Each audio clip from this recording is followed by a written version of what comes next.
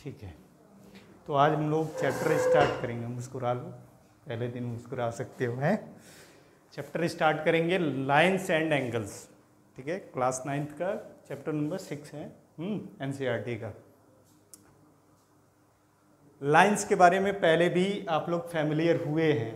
किसमें? Class 6 7th में lines के बारे में हुए, फैमिली 7th 8th में हुए हो, जिसमें हम लोग नंबर्स को रिप्रेजेंट कर रहे थे। एक नंबर लाइन बोल रहे थे उसको, है ना। तो लाइन क्या होता है? दो चीज़ें हैं। लाइन एक होता है लाइन सेगमेंट, और थर्ड भी एक चीज़ होती है जिसको रे बोला जाता है। तीनों में पहले डिफरेंस क्या है वो बताना चाहोगे सुश्रुत? हाँ ठीक है, लाइन सेगमेंट,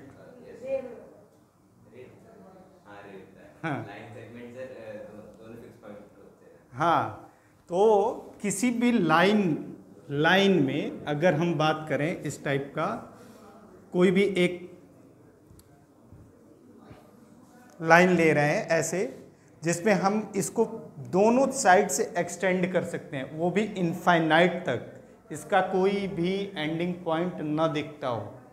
जिसमें हम लोग रेलवे लाइन देखे हो एग्जांपल, रेलवे लाइन पे आप जब जाओगे, खड़े हो जाओ तो देखो कहीं भी दोनों तरफ एंडिंग नहीं दिखता उसका। इधर भी देखो तो बढ़ता जा रहा है, इधर भी देखो तो बढ़ता जा रहा है। दैट्स वाई उसको रेलवे लाइन बोला जाता है ना, जिस पे पटरी चलती है रेल।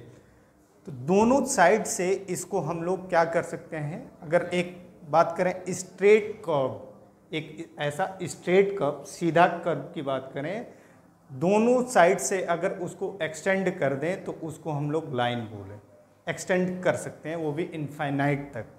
ठीक है, इसको बोलेंगे लाइन। फिर सेकंड बात आती है रेज क्या होता है। अब ये रेज आपको फिजिक्स में बहुत काम आएगा। लाइट में जब पढ़ोगे तो रे है ना, खूब सुनने को मिलेगा। तो रे में क्या होता है? रे में एक ओरिजिन पॉइंट होता है। ठीक है, ओरिजिन पॉइंट, या फिर कह लो कि एक ऐसा लाइन जिसका एक एंडिंग पॉइंट होता है, एक एंडिंग पॉइंट होता है। ठीक है, और सेकेंड साइड से आप इसको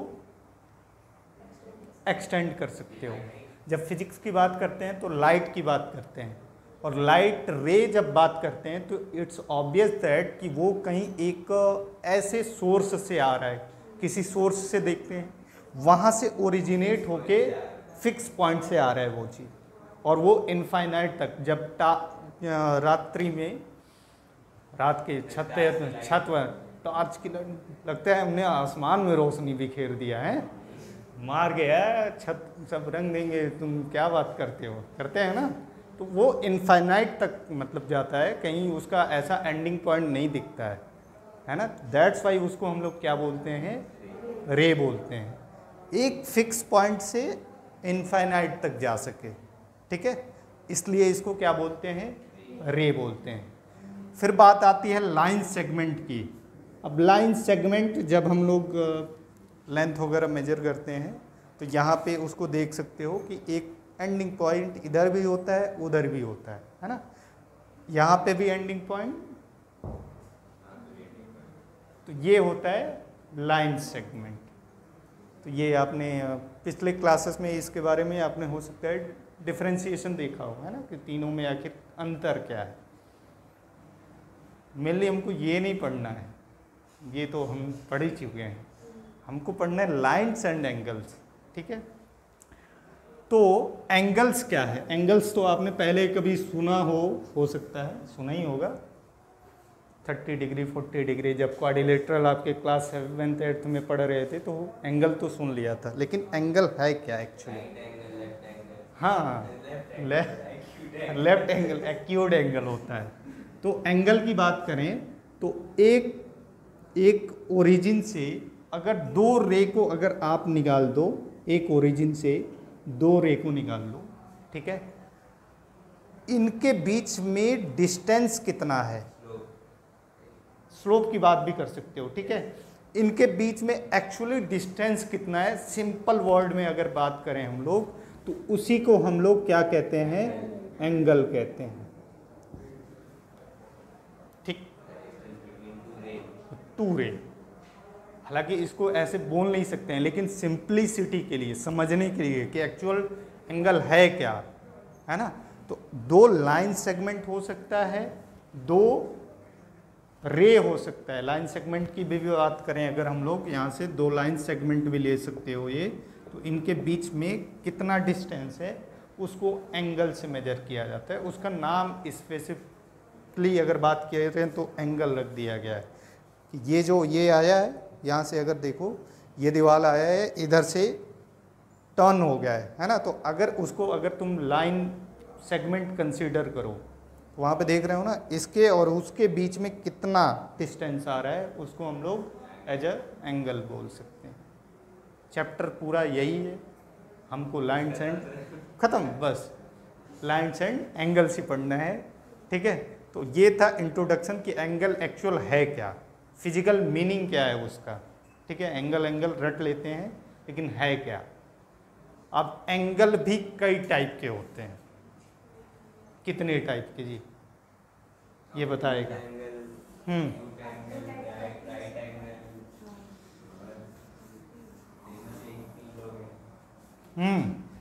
तो यहाँ पे फेमस तीन लोग हैं, तीन लोग हैं, एंगल तीन लोग हो गए।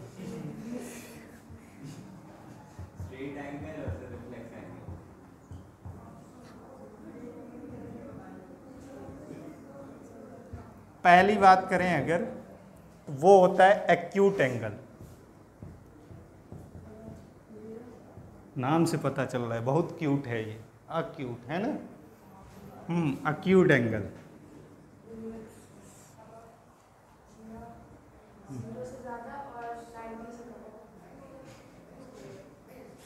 जीरो को नहीं बोलेंगे, जीरो को नहीं बोलेंगे। हाँ, तुमने जीरो को एक्यूट एंगल नहीं बोलेंगे। इसने कहा ना जीरो से ज़्यादा और 90 से कम, दैट्स मीन्स उसमें ना 90 इंक्लूड हो रहा है और ना जीरो इंक्लूड हो रहा है। एम आई राइट? लेकिन गलत हो, 90 से कम तो ठीक है, लेकिन जीरो भी एक्यूट एंगल में ही कंसीडर किया जाता है। ठीक है, तो यहाँ पे लिख सकते हो angle theta is said to be acute angle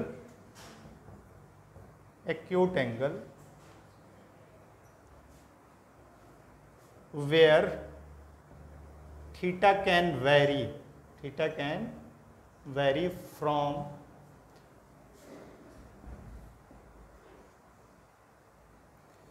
कहाँ से कहाँ तक, 0 डिग्री से लेके 0 डिग्री को भी इंक्लूड कर सकते हो, है ना, और 90 से लेस देन। ठीक, बात समझ में आ रही है? तो ये है एक्यूट एंगल। ठीक है भाई, एक्यूट। हाँ, अब ऑब्ट्यूज पढ़ेंगे, है ना। ठीक, उसके बाद सेकंड है हमारा obtuse angle.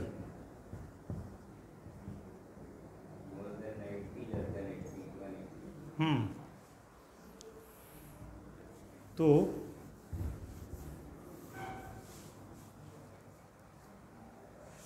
an angle is said to be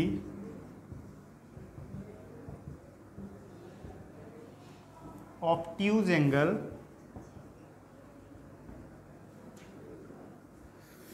whose measure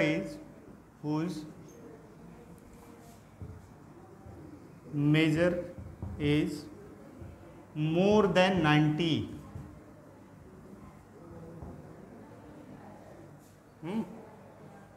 and less than 180 degree. ठीक है, ये क्या कहलाएगा? थर्ड बात करें अगर हम लोग, तो आता है राइट एंगल। बताना चाहोगे क्या होता है राइट एंगल? 90 डिग्री पे फॉर्म होता है। तो यहाँ पे लिख सकते हो an angle is said to B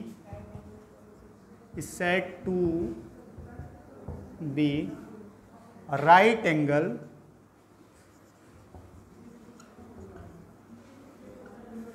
whose measure is 90 degree. ठीक, और भी होता है। हाँ, बताते हैं। तो राइट एंगल को मोस्टली अगर हम बात करें सिंबल में अगर दिखाना चाहें तो ऐसा हम लोग दिखाते हैं, ठीक है। ये एक्यूट नहीं, ये जो दिख रहा है, हाँ, ये ऐसे परपेंडिकुलर की बात करें, अगर ऐसा टेढ़ा दिख भी जाए ना तो वो मत समझ लेना, ऐसे अगर दिख रहा है कहीं सिंबल तुमको, हाँ, तो वो क्या 90 डिग्री दिखा रहा होगा, ठीक है। ओके, उसके बाद आता है स्ट्रेट एंगल। क्या होता है? हाँ हाँ, तो यहाँ पे थर्ड, ये फोर्थ है ना, ये फोर्थ हो गया। कौन सा एंगल बोला था जी? Straight angle.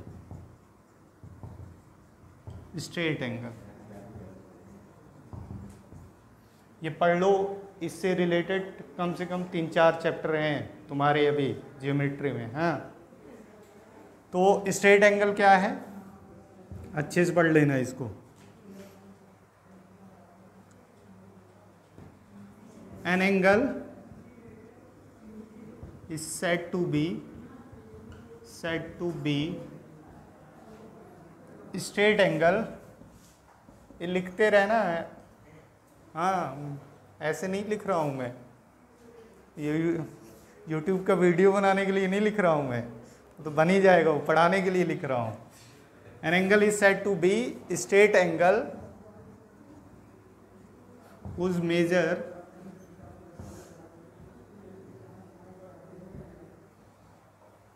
is 180 degree. ठीक,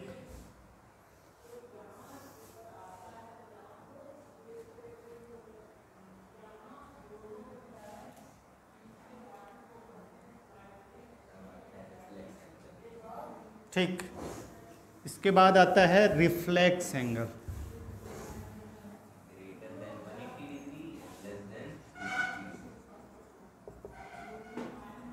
हाँ, तो रिफ्लेक्स एंगल क्या होता है? An angle said to be reflex angle whose measure is more than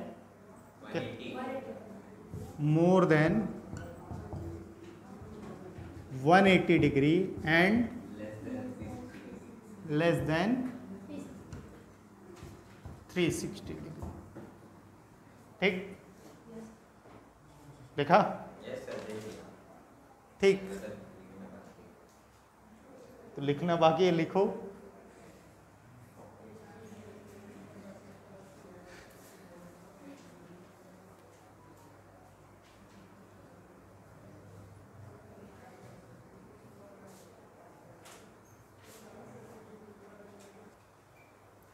एक और एंगल है, उसका नाम है कंप्लीट एंगल। हाँ, कंप्लीट एंगल। तो इसको कैसे लिख सकते हो? An angle is said to be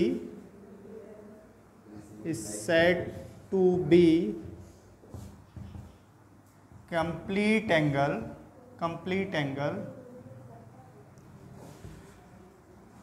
whose measure is 360 degree. ठीक, ये था हमारा वेरियस टाइप्स के एंगल्स। तो नाम आपको पता होना चाहिए, उसके बारे में पता होना चाहिए। नहीं लिख के आ गया एक्यूट एंगल, क्यूट से ऐसी शक्ल बना खड़े हो गए, वाह नहीं आता सर, हैं? तो डंडा तो मान लो फेंक दिया गया है, लेकिन हम मंगा सकते हैं दोबारा भी, सूतने के लिए कोई मना नहीं करेगा। ठीक है। फिर एक और वर्ड सुनोगे कई बार, complementary angle yes sir. And supplementary angle. Complementary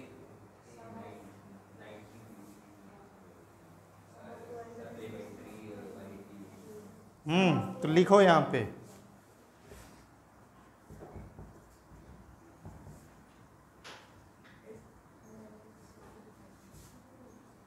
क्या होता है भाई complementary angle?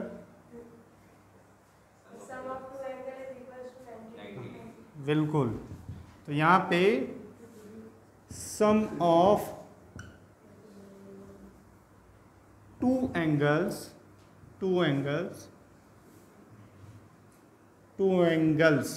Is said to be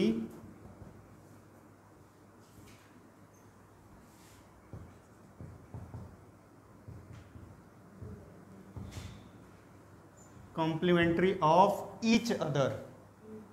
ठीक है, एक दूसरे का कॉम्प्लीमेंट्री कहलाएगा। दोनों एक दूसरे का। दूसरा है सप्लीमेंट्री।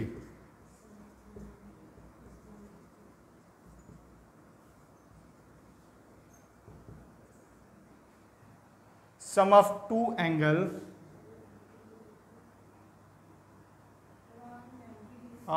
यहाँ पे कुछ छूट गया। Sum of two angle is said to be complementary if the sum of said to be complementary if the sum of two angle is 90 degree।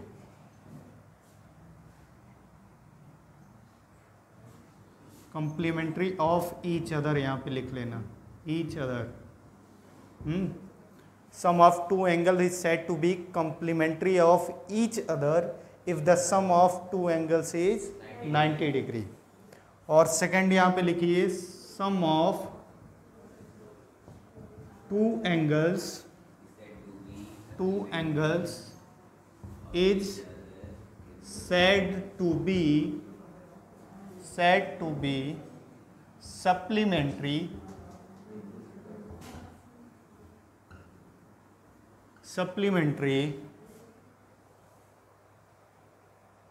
of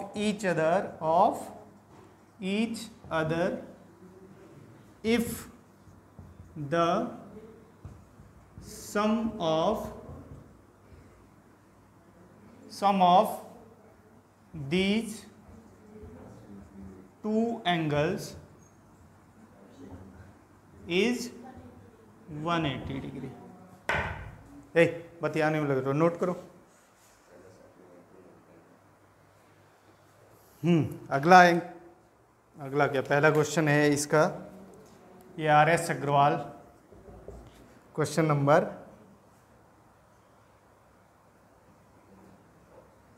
क्या एग्जाम्पल नंबर इसमें दिया गया है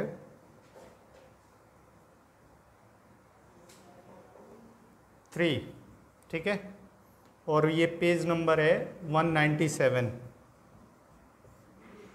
RS अग्रवाल। ठीक, तो ये क्वेश्चन कह रहा है to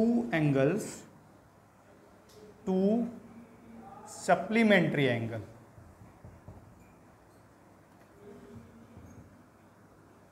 supplementary angles are in the ratio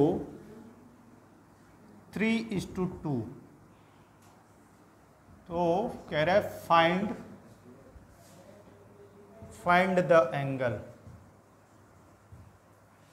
करिए भाई।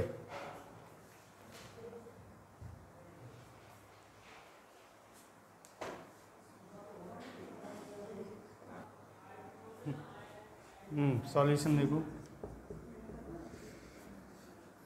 लेट द रेशियो तो दिया ही है। Let the angles be 3x degree and 2x degree. Ratio simplest form होता है, वहाँ पे x कोई ऐसा कॉमन नंबर होगा छुपा हुआ जहाँ पे वो कट के वो फॉर्म आया है, तो जब हम लोग मानेंगे उस एंगल्स को मानेंगे तो वो x लेना पड़ेगा, है ना, कॉमन जो चीज़ थी। तो 3x और ये 2x हो गया। सिंस एंगल्स क्या दिए थे, इसका मीनिंग जानते हो? ये इसको क्या बोलते हैं? हाँ, ये सिंस है और ये देयरफॉर होता है। मैथमेटिकली ऐसे लिखते हैं, शॉर्ट फॉर्म है ना। तो सिंस एंगल्स आर सप्लीमेंट्री है ना। एंगल्स क्या है? सप्लीमेंट्री है। तो यहाँ पे देयरफॉर क्या होगा, इन दोनों का सम। हाँ, तो इन दोनों का सम क्या होना चाहिए? 180। 3x plus 2x equal to 180 degree होना चाहिए। तो ये हो गया 5x equal to 180 degree. x equal टू कितना आएगा? 36, है ना। यहाँ पे लिखिए हेंस एंगल्स। पहला एंगल क्या हो जाएगा? 3 इंटू कितना आएगा? 108, है ना। और सेकंड होगा 2 इंटू 36, ये आ जाएगा 70।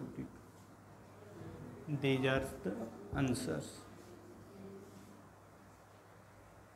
ठीक, ऐसा लिखना पड़ेगा। तो क्वेश्चन है भाई, ये एग्जाम्पल नंबर 5 और पेज 197 RS अग्रवाल। क्वेश्चन क्या है? Find the measure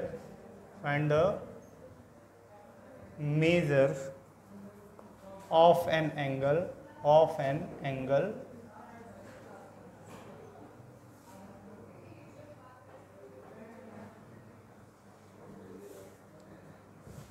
if 7 times its complement